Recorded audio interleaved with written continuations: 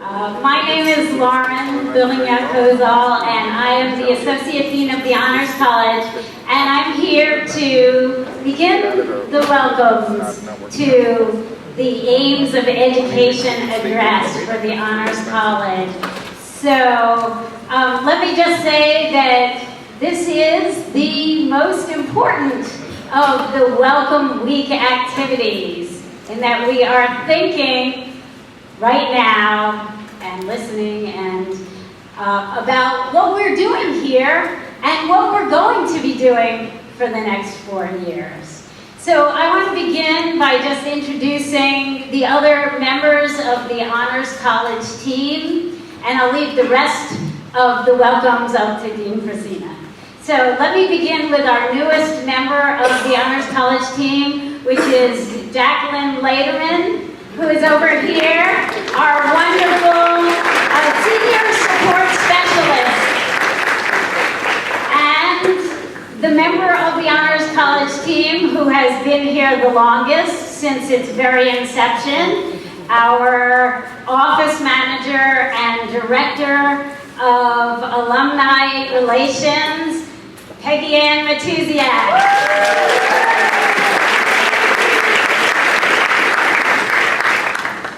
I want to also welcome one person who is not here tonight.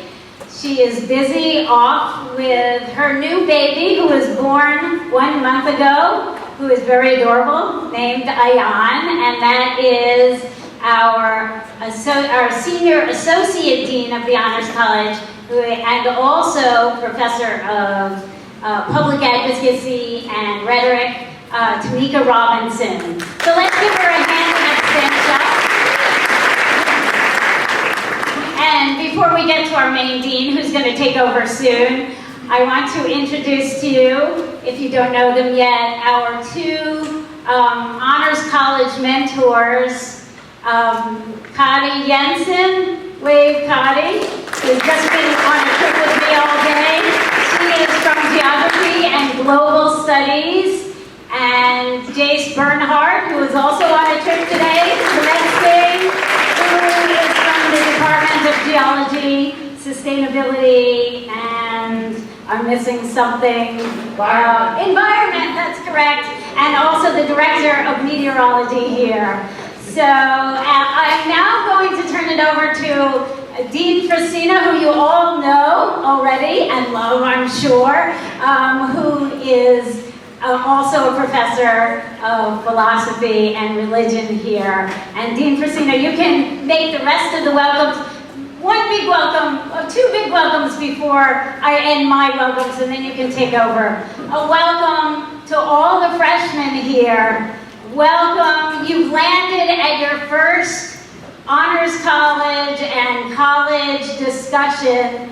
So welcome to you all. Let's give you all a hand.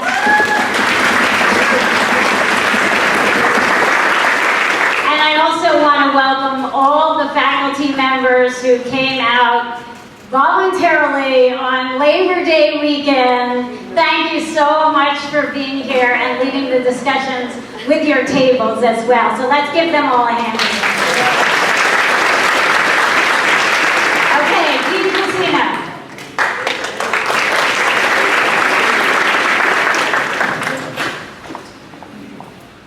Wow, it is so cool to actually see you all in a room together.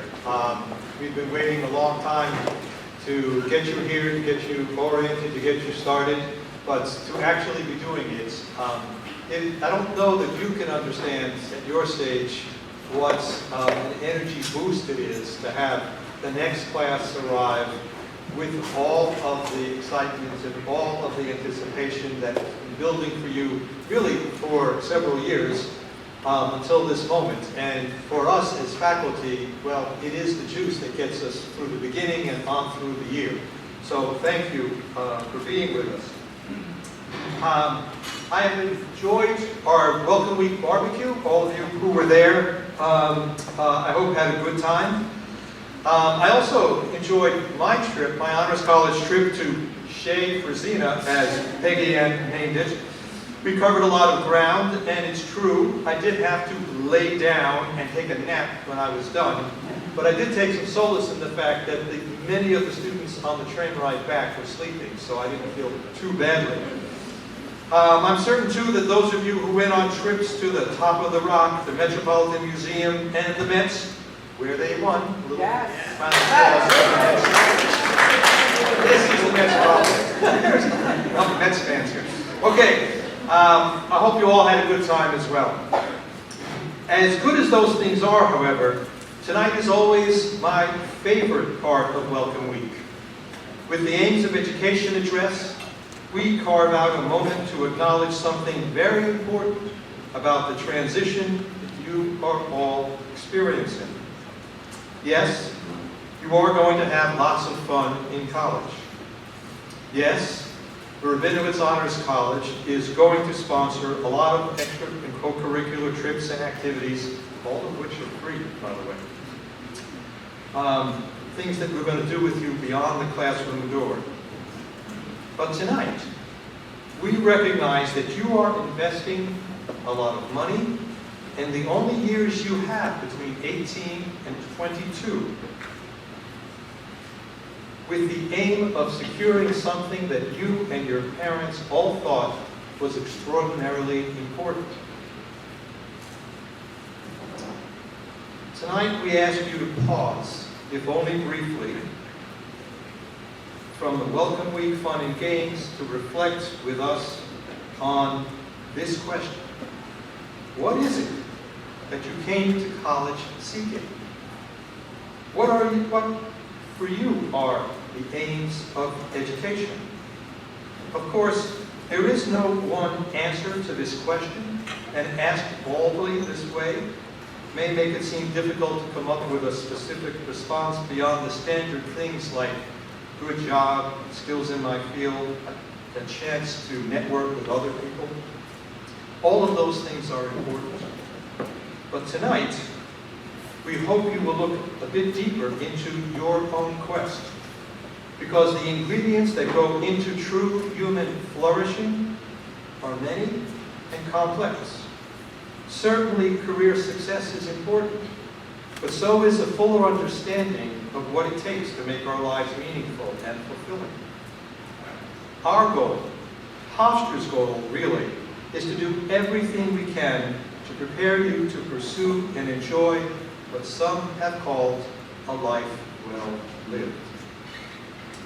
While higher education is not the only way to pursue that goal, not by far, it is what we are offering you, and what you chose when you opted to join us here at Hofstra. So, tonight, we intend to jumpstart your thinking about the aims of education by inviting a distinguished faculty member to tell us how he would respond to the question, what are the aims of education? We do this not because we think he has a corner on how to answer this question, but rather because we know that our best thinking often comes as a response to something someone else has said. Maybe you'll agree with him. Maybe you won't. Either way, we intend his presentation as a tool for initiating your own reflection on your goals, on what you hope to take away once you finish your degree and have moved on from Hofstra. Of course, over the next 4 years, your understanding of the aims of education might change. If we do our jobs well, you'll come to know yourself and the world in new ways that could reshape your expectations. So, please don't think that tonight we're going to provide you with a prescription of how to do what's going to happen over the next 4 years. Speaking from the perspective of his own discipline and the life he has lived, our speaker will provide raw material for the tabletop conversations we want you to have with your fellow students and the faculty or staff members at your tables. Our hope is that tonight's conversation will initiate ongoing reflection on what you take to be the aims of education, a process that should continue throughout the rest of your career at Hofstra and beyond. Now, before introducing our speaker, I'd like to take a moment to recognize individually all of the administrators and staff who are with us tonight. To speed things up, let's hold applause till the very end. As Dean Bernhardt also recognized, this is not a little thing, giving up the last Sunday evening during Labor Day, the last weekend of the summer. So we deeply appreciate their taking the time to be with us. I'm going to go through the names fairly quickly, and then we can applaud at the end. We'll begin with, and when you hear me call your name, raise your hand and maybe stand up briefly so people can see who you are. And of course, the person who you've all seen and know well already, Hofstra's President Susan Poser, here with us today.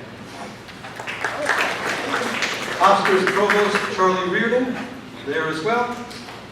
Then Professor Les Abrams from Sociology, Professor Kira Adarchiva from Mathematics, Professor Jace Bernhardt from Geology and Sustainability, Professor Joseph Dragon from Education, Professor Alfonso Garcia Osuna from Romance Languages and Literatures, Professor Martine Hackett from Population Health, Professor Kari Jensen, Global Studies in Geography, Professor Gerda Kambarova from Computer Science, Professor George Kambarova, who is the Associate VP for Research and Compliance at the University of Alaska, but decided to join us because it's such an exciting night. Professor Brett Bennington, Professor Bette Bennington from Global Studies, from Geology and Sustainability as well. Professor David Klein from Computer Science. Professor Andrea Lugresco from Teaching, Learning, and Technology. Professor Abraham Mantell from Mathematics. Professor Philip Mark from Chemistry. Professor Craig Rustici from English and Disability Studies.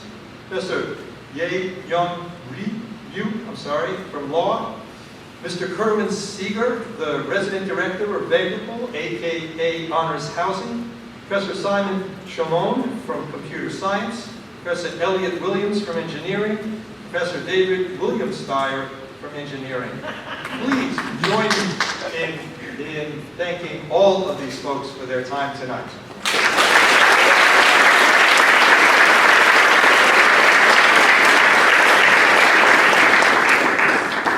It's now my privilege to introduce tonight's Ames of Education speaker, Dr. Ted Segal, a professor of civil engineering and design in the DeMatteis School of Engineering and Applied Sciences. Dr. Segal came to Hofstra in 2015 after completing his PhD at Princeton University in Civil and Environmental Engineering. His thesis there was titled Characterization of Polyester Rope Suspended Footbridges. Let's say that again. Characterization of Polyester Rope Suspended Footbridges. I note that title because I am hopeful that those of you who assume engineering is only about math and science will come away from tonight with an appreciation for the extent to which the best engineers have a deep appreciation for the importance of aesthetic creativity and design. Take the polyester rope suspended footbridge I just mentioned. That project undoes the assumption that such bridges require steel cables. But for it to work, the almost then Dr. Segal had to create a beautiful and yet simple design capable of distributing pedestrians' weight throughout the structure. In other projects, Dr. Segal drapes fabric over wire mesh forms, coats those fabrics with material that hardens, which when inverted produce stunning designs for chairs and benches. He's also used random patterns that emerge when wet clay dries in casting forms for melted aluminum, which hardens, creating beautiful panels that can be assembled into strong sites for reflection, performance, and play in parks, public gardens, and other recreational areas. Importantly, especially for those of us in the Honors College, in all of these projects, Professor Segal always involves his students who contribute both conceptually to the design process, but also to executing the production itself. It was after listening to him give one of Hofstra's distinguished faculty lectures and hearing him speak enthusiastically about the role students play in his process that we in RHC resolved to invite him to speak with you today. His ingenuity, his creativity, and enthusiasm for his field led us to conclude that he would have a unique take on the aims of education, one that would be especially helpful for kicking off the conversations we hope we will engage in once he's finished. Please join me then in welcoming Dr. Ted Segal, who will give the 24th Annual Aims of Education Address.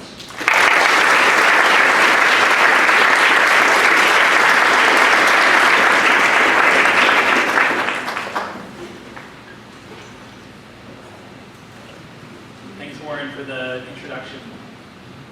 And thank you all of you for being here tonight. The first exam that I took in college was really practical, but it was designed possibly the way to increase your anxiety the most. I had just arrived on campus and I was there during orientation, and this exam was one that you needed to pass in order to graduate. At the time, I hadn't met anybody else on campus. I didn't know anyone. So I made the walk across campus, a 30-minute trudge on my own, and had no idea what to expect. I showed up at the test center, and it was this massive space, and I went inside, and it's cavernous, 3 stories high, a bit humid, a little clinical, as the fluorescent lights, and I looked out and tried to identify a place to sit. And I looked up and saw some students sitting there, and I made my way up toward them, and I took a seat on the hard wood bench, go back to the bench, had no pencils, no calculator, no bag. This was a number of years ago, no phones, just me. I didn't talk to anybody. I just sat there quietly and waited for what seemed like a really long time. And then, finally, this loud, booming voice through a megahorn saying, "Strong swimmers to the middle lanes." Never before, and never again have I seen so many strong swimmers all in one location. As I made my way down the stands, all of these students started swarming the middle lanes. There were 20, 30 people lining up in these middle lanes, ready to show up what they had for swimming. This was just a university swim test. This wasn't to make the swim team. So I did what any New Yorker would do. I hopped in the empty lane, and I just cruised right on past this whole swarm. Got to the other side, jumped out of the pool, and I passed my university swim test. And there, standing on the sidelines, was a very exuberant upperclassman. Would I be interested in joining the crew team? No, I would not be interested in joining the crew team. Not drowning was the only requirement. I was good with not drowning, but I was not ready to devote my early mornings to a routine in which I'd have to get up and do rigorous exercise. So I left the gym area, and I never went back to that pool. So I wasn't an aspiring Olympic thrower. Who was I coming out of high school? If I were to describe myself at the time, it probably would have been math. I was on the high school math team. Not only that, but I had some correspondence where I would get math problems sent to me. Email and internet weren't such a big thing, so they would be sent to me in the mail. I would take my time on the weekends to fill in these math problems, and then I would send them back in the mail, proper math pen pal to read through them.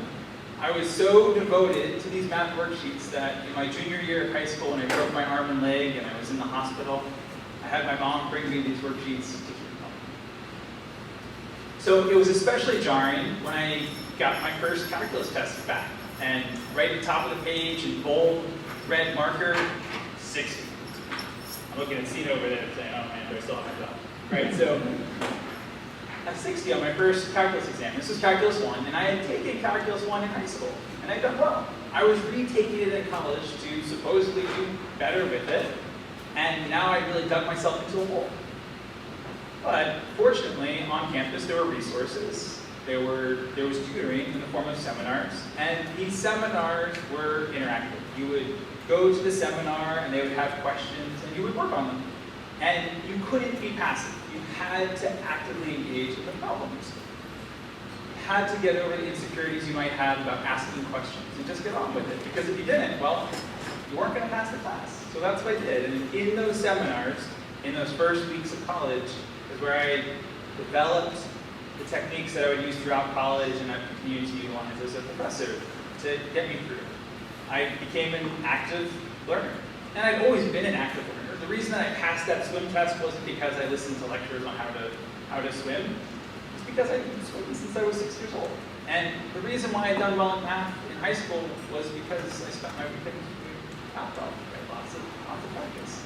And so whether it's swimming or math, dancing, cooking, you all engage in active learning before. So much of what we've learned has happened through active learning. Active learning is super scary because you have to put yourself out there. You have to raise your hand in front of everyone, and you might not get the answer right. It can be very frustrating because you don't know how to do something when you start off. I still don't know how to do monkey bars, even when I go with my kids and they can do them very well. And it can be draining. At the end of the day, when you're learning something new, you come home and you just want to go to bed. It's so much harder to be active than to be passive. And so for me, the aim of education is to foster curiosity, and to foster that curiosity through active learning. So, wow, this seems kind of counterintuitive. He's just up here talking. Well, luckily, in front of all of us, we have some things, and we'll get to those in just a moment. How many people in this room have ever played with Legos or blocks? All right. Solid majority of the people. And so through this play, or whatever play that you did as a child, you were engaged in the exciting activity of building and even more fun, breaking structures. And as an engineering professor at Hofstra, I continue to learn about the world through making and breaking things. And I work with my students on making and breaking things. And so the experimental projects that I'll show in this presentation that support this approach are all collaborations. They're collaborations with artists and architects, fellow engineers, and students, including you. Okay, so hopefully you've had a chance to at least begin to make a paper chain. If not, there's always time later. So if you have made a paper chain, I'd like you to hold that paper chain up between your two hands. Nice, that's a lot of paper chain. All right, now if you pull them apart like this, don't pull too hard, we don't want to break them. Yeah. The back, you really outdid yourself. I love the long paper chain in the back. So the paper chains, when you pull on them, are in what's called tension. This is a pulling force. And if you take that straight chain and you pull your thumbs closer together, you'll see that you have a hanging form. And this hanging form is still in pure tension. And this is the natural form that chains and cables and vines all take under their own self-weight. It's what's known as a catenary, or in math, it's known as a hyperbolic cosine. These forms are incredibly efficient. They're super lightweight, and they efficiently carry loads. And this is the reason why the longest spanning structures in the world are suspension bridges. The Brooklyn Bridge, the Golden Gate Bridge, the Verrazano Narrows Bridge. All of these structures are incredibly long because they utilize hanging cables for their support. On this slide in the foreground, you see a hanging vine, and it is taking on the shape of a catenary. It's one in which the two ends are relatively close together. If you take that form, and if you were able to freeze it and flip it over, you would have its inverse, which is an arch. And so if you look at the background, you see a whole series of brick arches that are supporting the roof of this building in Spain. This inverted structure is not carrying tension, but it's carrying the opposite tension. Carrying what's known as compression. Compression is a pushing force. And just like tension, compression is a force that can be carried pretty efficiently. And so that's why you have this structure that's made out of a single layer of tile in this array supporting the entire roof. You can extrapolate this idea. And so if you look at this in 3 dimensions, and if you pin a fabric, and you hang the fabric, freeze it, and you flip it, you can create these spatial structures that can then become roofs. And this is a method that was pioneered by the Swiss engineer Heinz Hiesler. You can see a series of his models at the right. These would go on to inform structures like the shell at the left, which covers a series of tennis courts in Switzerland. This is a super powerful technique that every fall I have my senior design students work on. We're gearing up to do it in just a few weeks. Here you can see a series of these models. All the students receive the same supplies. A piece of cloth, some plaster of Paris, 4 push pins, and they generate the forms in the same way, yet every structure is slightly different. It has the imperfections that occur because they're man-made. They have these imperfections that make them their own. Now, typically, these kinds of structures are used at the small scale, like ESA. They're used to develop a design that can be then used to inform a full-scale structure. We're not taking a full-scale building and hanging it and then flipping it. But what if we could? So this was the premise in 2011 when two architects approached me with this design. They had been developing a project for a design competition, and they were looking at this newish material at the time, jute fiber composite. And they had developed the design by hanging a membrane, physical model, and then flipping it over to create the structure. And what you see here is that they had this idea that on top of the shell there would be this band, this flat surface. And what they had done when they made these models was they had interrupted that nice catenary form that we saw with the chain. They let it sit against the floor. They had a good reason. They wanted to make this flat roof with a band. But this wasn't going to work. We weren't going to be able to support a band. This was a pretty untested material, so we asked the architects to try to reconfigure the design. So they went back to their kitchen, and they hung a new piece of cloth. They allowed the cloth to come up off the floor. They flipped the form to generate the structure at the right, and they generated some new renderings. And so now you can see the image at the right. The band is off the shell. We have more curvature. We now have a compression-only structure that might have a chance with this newly untested material. And we submitted, and we lost the competition. And that was just fine with me, because I had no idea how we would actually build it. We figured out how we could form it, but we had no idea how we built it. It was 30 feet long and 15 feet wide, and it's a rendering. It's not a full-scale structure yet. But this idea of how we could build at this scale using this technique stuck with me. And so in 2018, the International Association for Shell and Spatial Structures had a competition. And the competition was to design a pavilion to be featured in their symposium in Barcelona in 2019. So the team that I worked with was really interested in how we could reuse waste, and specifically, how we could reuse plastics. Eventually, we decided to focus on acrylic. One of the constraints of the project was that the whole structure had to be able to fit into 6 boxes. This was for logistical reasons. We had to ship this thing to Spain. And so, here's our idea. We are hanging the form, and at the far left, you can see this large piece of acrylic, but it's really made up of these smaller tiles. And as we hang it, it takes on a form, then we disassemble it, we pack it up, take it to Spain. We can either put it back up in that hanging form, or what we really wanted to do was invert it so that people could occupy the space. But there's an issue. Unlike the paper chain that we held up, or unlike the models that Isler was making, acrylic is initially rigid. It doesn't just hang in the way that's shown there in that image second from the left. You have to transform it to allow it to generate a form that's in pure tension. So let's take a look at how that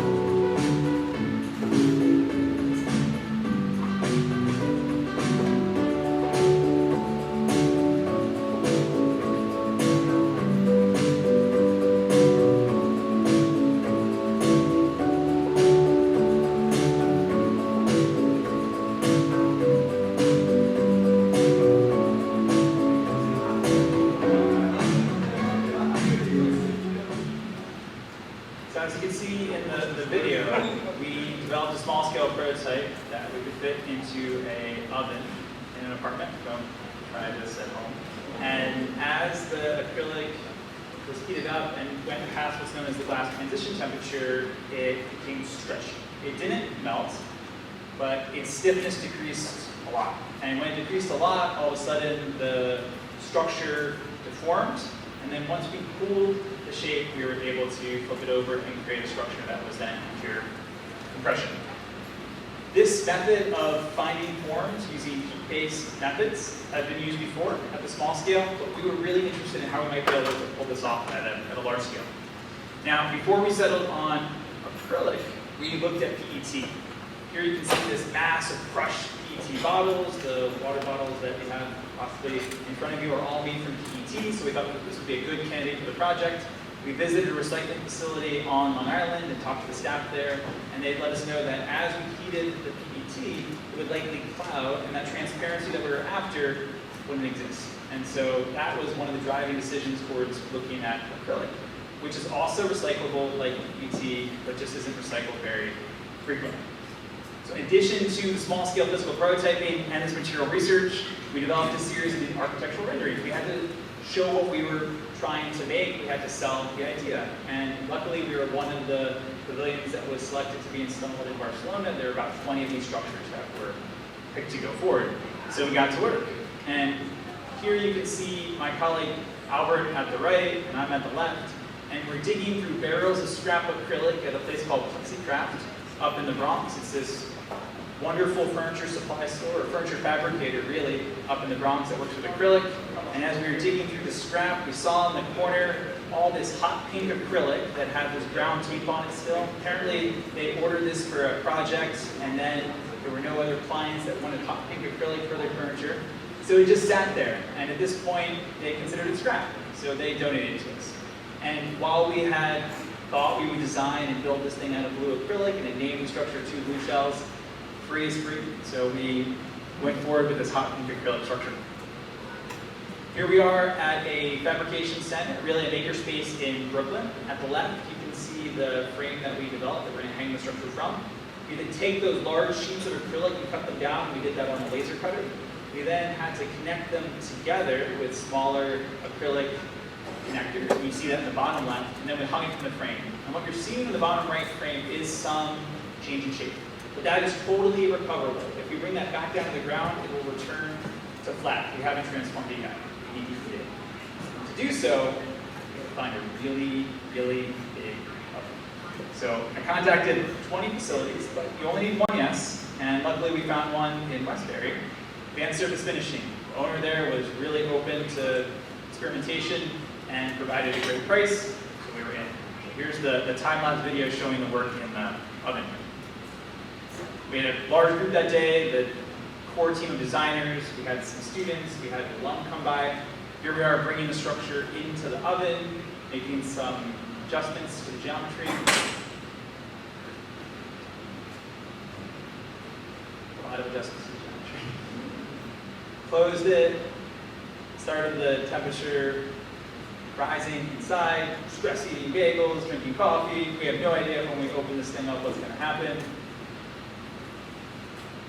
About 20 minutes later, that was the final result. So we took a whole series of measurements to make sure we knew where the different points were in space, so that when we flip this over, we could get the right geometry. And then finally, we're going to come in here and disconnect it and remove everything from the oven. At the left, you can see the form before heating, and at the right after heating. So again, there is some initial deformation, but it's not that tension-only form or after. The structure at the right is what we eventually need. And even though I described this as this hot pink acrylic, from this view you can see it looks orange or yellow, and as we make our way into the oven and we look at it, we can see that depending on the way that the light hits it, we have different impressions of what the acrylic looks like. And so we're in the oven looking back out, and you can see that hot pink acrylic that we saw initially. The next image is probably my favorite from the whole project, because it shows both the overall global curvature, but it also shows that local curvature that was a requirement based on the constraint that we discretized this structure. It's a great example of how constraints, as opposed to a blank page, can really help inspire ideas. But we couldn't keep this hanging in the oven for too long. We had to get this thing out of there, so many hands were used to remove it, and then to disassemble it. We packed it up, We didn't ship it to Spain because we ran out of time. We threw it under the plane with us as we flew over. And here's a team of volunteers in Barcelona called Ibuku. They work on lots of public projects and advocacy surrounding architecture and engineering. So they were up for this mad dash of the day where we had about 10 hours to build the structure. And as you can see, there are other structures being put up at the same time. The site was pretty chaotic. So we assembled the structure in halves and we lifted them up. Here's another view of the pieces being brought into place. On the next slide, you can see I'm up on a small ladder attaching the corner of one of the shells to a vertical post. And then here's Lisa Ramsberg, one of the architects in the project, zipping together two halves of one of the shells to create a complete structure. And then finally, the completed work in the symposium center. And so you can see that there are two shells. They look different, and the reason that they look different is that because in the oven, we place the strings in different locations, and even though we use the same method for both, we're able to generate different forms. At the right, you can see Albert again, as well as Powell, a board member of the core team. And then in the background, you can see a couple of the other pavilions. Here's another view of the structure. There was no natural light in the facility, but despite that, as you walked around it, you still saw the acrylic from different perspectives as you made your way around and below it. It was only up for a couple days, and we had to disassemble and bring it back to New York, and so we were on the lookout for another home. Luckily, there was a festival, Reed Fest, held by Culture Hub, and they were looking for artists and activists and those that were interested in technology, and we submitted the project, and it was accepted there. So we built this in downtown Manhattan. In this installation, we just installed one of the two pieces, and we installed it in a hanging position. And one of my favorite parts of this project was the way that the light passed through the structure and was projected onto the walls. Here's a second view of that project. There were supposed to be a series of performances that were going to take place below it, but the installation coincided with the beginning of the March 2020 lockdowns, so the event went virtual. Also during the pandemic, acrylic and polycarbonate barriers like the ones that you see here proliferated. These are still in many of the classrooms. These are photographs taken in the classrooms that I teach in. And so all of a sudden, there's all this material available, and people really don't know what to do with it. Some individuals are holding on to it. And while acrylic and polycarbonate are recyclable, they just aren't the same established recycling streams that there are for PET, paper, glass, etc. So we've been looking now at how we can use all this scrap acrylic and polycarbonate. So if you have any, please take it. The project you see here is called Acrylic Pixel. This is a series of renderings that we developed prior to installing the piece in Denmark last summer. The idea here is that we're going to take small pieces of scrap acrylic and we're going to heat deform each of those individually as opposed to combining them into one large structure that gets deformed in a walk-in oven. And then we're going to propagate them into this art installation. Now in this configuration, the individual pieces aren't as structurally efficient, but here we're really going for an effect, a visual effect in which light would go through the different pieces and be distorted. At the left, you can see one of the pieces of scrap acrylic. Now, we weren't able to collect the barriers on campus or their locations, but we did receive a donation from Segal Plastics of scrap material. After we laser cut these tiles out, we placed them in the oven, and now our small scale oven on campus has a window so we can set up a camera and actually see what's happening in there. So now what we're noticing is that as the temperature rises and we pass that transition, the acrylic deforms as we're now becoming very deformed. To the left, you can see the before photograph, and to the right, we can see the after. And at the left, here's another view of the deformed structure. Here are the 15 pieces that would then go into the installation in Denmark. And again, even though each one followed the same fabrication procedure, everyone was slightly different. And you have that character that arises when you make something by hand. The supporting structure was really minimal. We had a set of threaded rods, we had these acrylic circular discs. The threaded rods were connected to plywood at the base, and then we attached the acrylic tiles to the acrylic discs with a series of zip ties. Here's the final installation. And so if you look at it from this view, you can see the way light is distorted as you go through it, and then as you walk around the piece, you have different impressions of both the space and the piece. So you're nearly behind it. there's a lot of acrylic and polycarbonate still out there. We're still collecting it, and we're hopeful that we'll be able to build other installations. The one that we show here in this rendering is kind of a larger scale version of what I just showed. It's one in which you're completely encircled by the acrylic, and then we can see what that does in terms of the lighting as we pass around it or as we stand in it and rotate. There are also opportunities to use this for cladding on the outside of the building, or perhaps for roofing elements. In addition to continuing to look at how we can form acrylic and polycarbonate, we've been looking at how we can do the same thing with 3D printed flat grids. And the material that we've been focusing on is polylactic acid, PLA. So really common 3D printed material. Those of you that have printed with 3D printing before likely have used it. We're using it because theoretically it's biodegradable. Back in 2021, I had a student doing research with me, Esther Zhang, and she was really interested in doing a senior thesis and decided to take on this project. When we discussed how we were going to configure the project, I gave her two options. The first one was, let's do a whole series of small scale models, be really systematic about the experimentation, and see what we can learn about the process. The second option was, let's just design something really massive and go for it. And that was what she chose. In that kind of project, you have the design, which really leads the project, and then the experimentation is completely in the service of making sure this thing stands. And here, you can see a couple of small scale models that she made. She was experimenting with the grid spacing and where the supports should be. The only constraints that I put on Esther were that this thing needed to be printed with PLA and then needed to be heat deformed. I had suggested that we could aim for a prototype that was about 5 feet long, fits on the round table in front of you. But Esther, being very ambitious, came back with the structure, which here in the drawing, you can't tell the size of it, but was intended to be 15 feet long. It was supposed to be these two pieces that were then connected in the middle to create an arch-like structure. Now, we don't have a 3D printer on campus that can print something that was 15 feet long. If we did, be over there right now trying to print something. So what did we do? Well, Esther came up with this idea to print very long but narrow panels that were connected together. And if you look closely at the drawing, you'll see that some of the vertical lines are a little bit thicker than others, and that's where the connection happens. Okay. But those of you that have printed with a 3D printer before still know that these things pretty much fit on a small tabletop.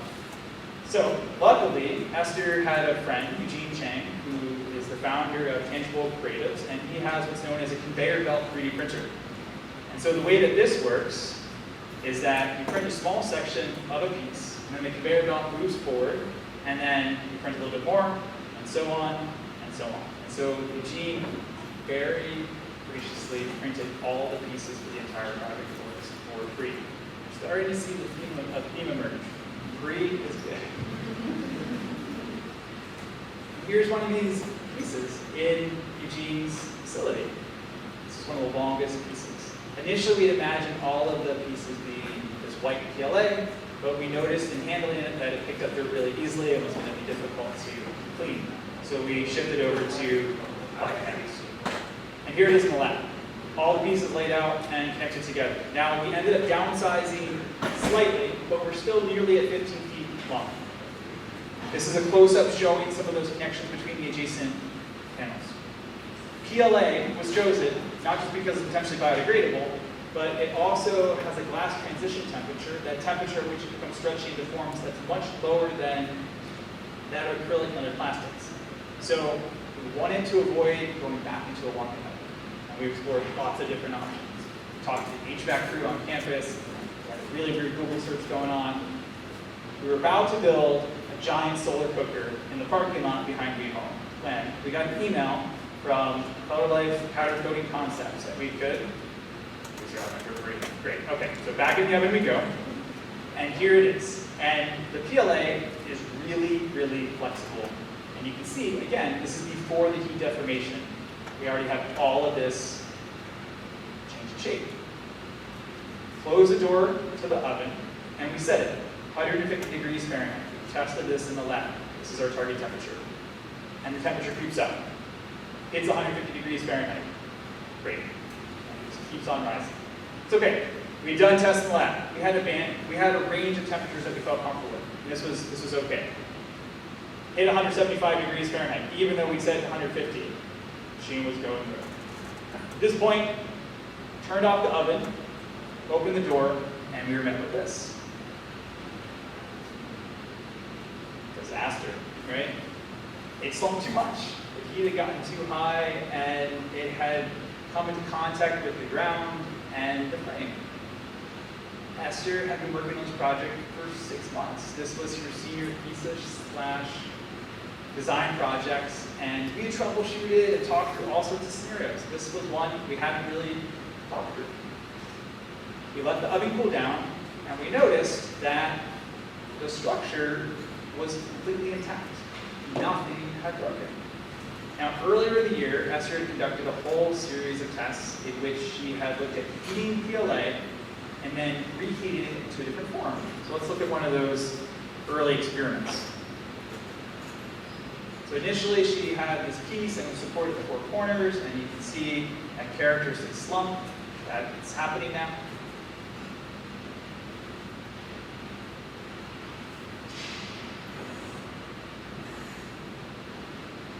Now it's heating back to flat.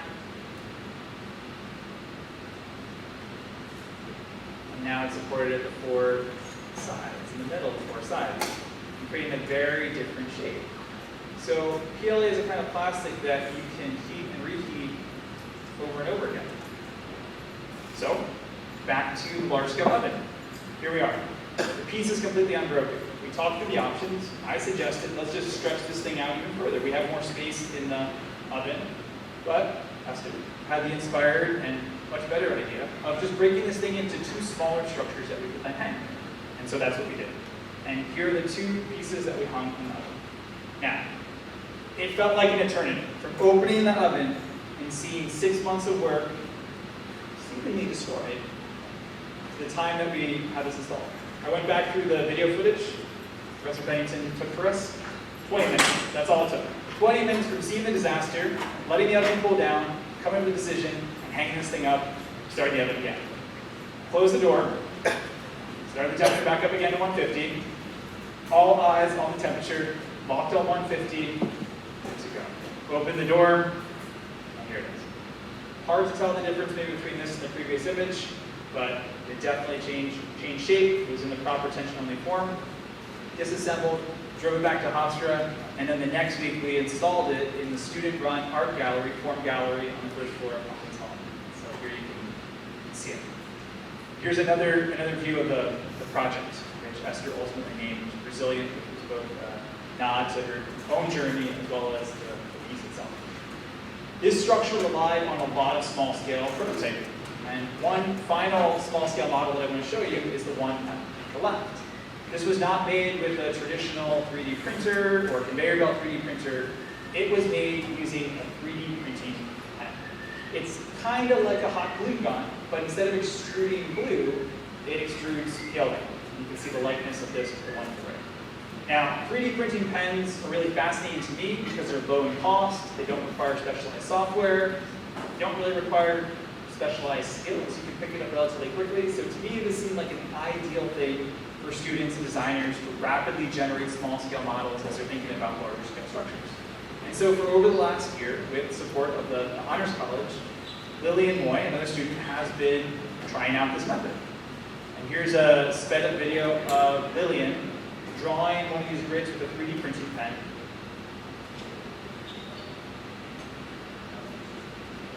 And then placing it in the oven. We're on the drill now.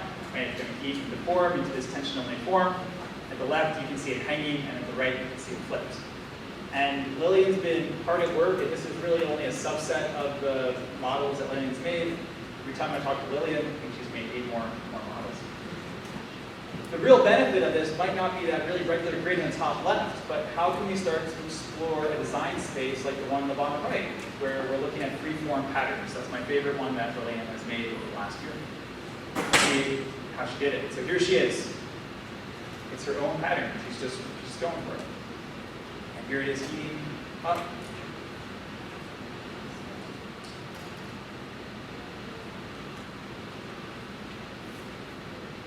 And flip it. And so this one, I I really love because it was free-form in plan, and then it uses really structurally rational way of forming into a three-dimensional structure, yet even in 3 dimensions, it has this abstract quality. In the early fall, Lillian's going to be displaying her work, a series of these models in Inform Gallery, so be sure to check that out. Now, all of this happened because back in 2011, 2 architects approached me with this idea of trying to flip this large-scale shelf at a massive scale. This is very different from that project, but you can see the evolution in the thinking. And through the course of these projects, I've gone down all sorts of different paths. I didn't think I'd become the plastics guy, but now I'm looking at where in the waste stream do we intercept plastic? Is PLA really biodegradable? How sustainable are any of these supposedly bioplastics? I just don't know the plastics guy. I love other materials and other structures and making, and I'm always working with students and colleagues on different projects. We're always asking questions, trying to understand the world better. So what other kinds of questions do we ask? What other kinds of transformations can we do? We're all pretty well versed now in the heat of material and a transformer. What else can we do? Well, Warren alluded to this idea of clay cracking. What if we look at clay? And clay, when it's wet, it's in a certain state, and then it dries and it cracks. Usually this is bad. If we think of a drought, or we're throwing some pottery, and we get some cracking, and we start over. But what if we could use this as a positive? What if we could take this clay, and we could let it crack, and then we could pour aluminum into the cracks and create panels that form structure? And at the right, you see the structure that we were envisioning. This was a proposal that we put forward in 2016 for a pavilion on Governor's Island in New York. And adjacent to that structure that we're proposing, let's show the people that visit the structure how it's made. So adjacent to it are these pools of clay that over the course of the summer will wet, dry, and crack. We were fortunate enough to win the competition, and so we built this. And here you can see us with the team and some students building this thing day before opening day, as one does, scrambling to get this thing assembled. And here's the final image. And you can see One World Trade Center and the Staten Island Ferry in the background. It's a really beautiful site on Governor's Island. This is my favorite photograph from the project. Here you can see the cracked clay adjacent to the aluminum. Now, what are we going to do with this project when it's done? The project was designed to be temporary. It was only for a few months. So we then had to take all these panels and take them down, but they were really valuable. So we decided to convert them into stools and benches and other pieces of art. What other materials can we use besides clay and aluminum? How about wood? How about the wood staves that make up whiskey barrels? This was an image of last fall when a couple of us went down to Brooklyn and picked up 20 barrels of empty barrels of whiskey. Why whiskey barrels? Well, if you look at the inside of a whiskey barrel, you see that the oak staves are charred, and this is a pretty interesting aesthetic that we want to play with. And here you can see one of the structures that a student made, a geodesic dome, and at the right you can see that charring to the inside. It was only up for a month, but we might reinstall this as a mini greenhouse. Or what about this reciprocal frame structure, where the different pieces are reliant on each other in order to span certain distances? Small, but maybe this could be a really interesting light fixture. What if we want to go big though? What about bridges? Sure, we do that too. Warren mentioned the long span polyester bridges that I've worked on in the past, but we're also doing stuff at kind of an intermediate scale where we're looking at rapid deployment when there's a disaster, using prefabricated components and drone deployment. Here's a site out on Long Island now. You have to imagine that there's a raging river between the 2 trees.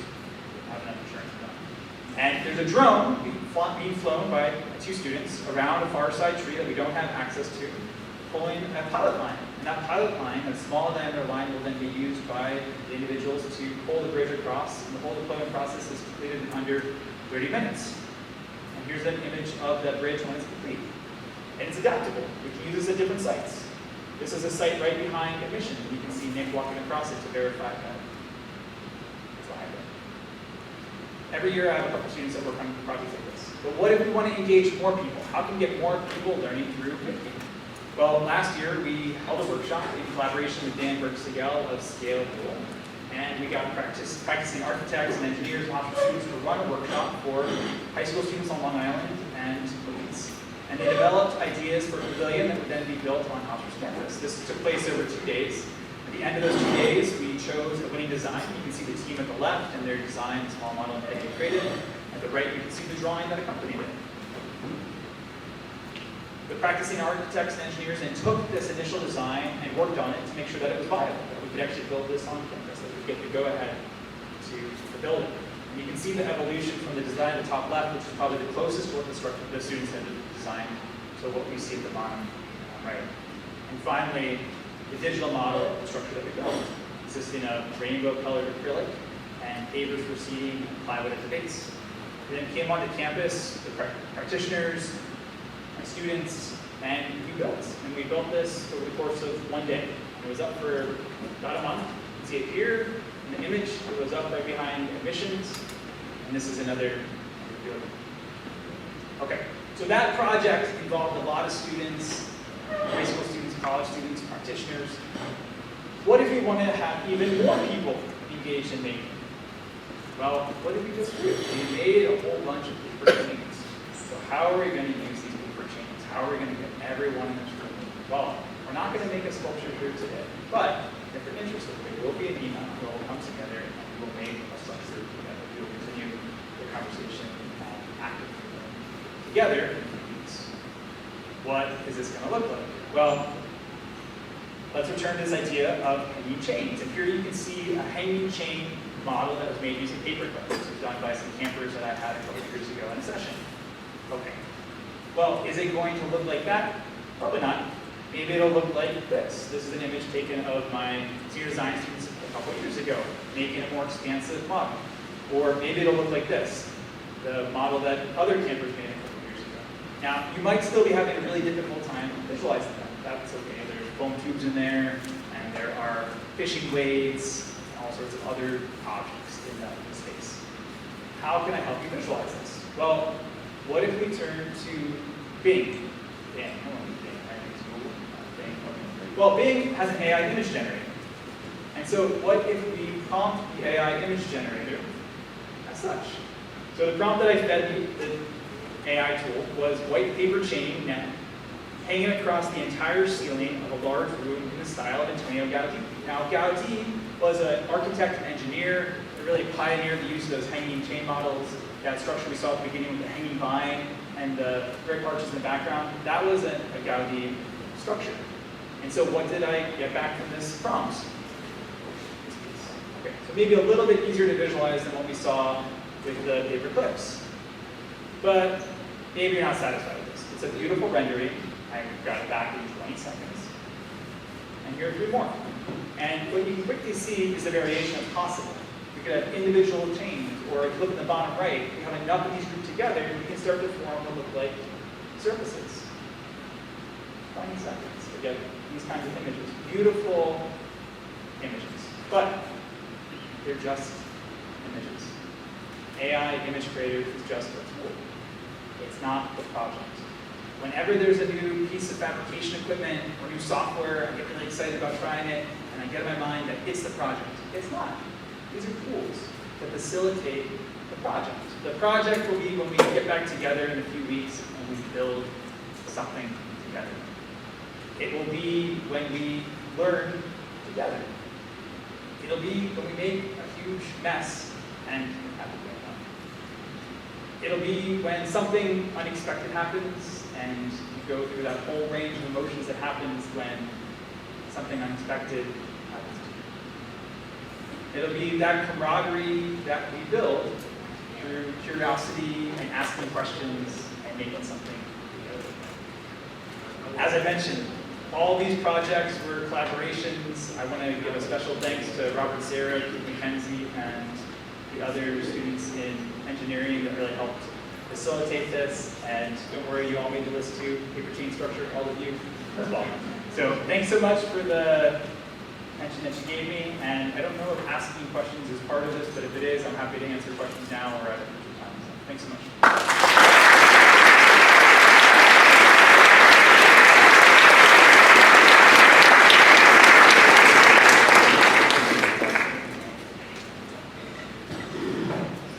So, rather than take time for questions, though I know that Ted would be happy to talk with you at the end if you have something you'd like to approach him with, the time has come for a very specific kind of active learning. tables are turned. You just heard a presentation. It should be stimulating some of your own thoughts about how am I going to actively engage. You're not all going to be engineers. You're not all going to be designers. But active learning is critical to your success in college. So let's turn the tables. Let's engage in conversation. We'll go about 20 minutes, maybe 25 minutes, and then we'll come back again to conclude. Okay? Have good conversation.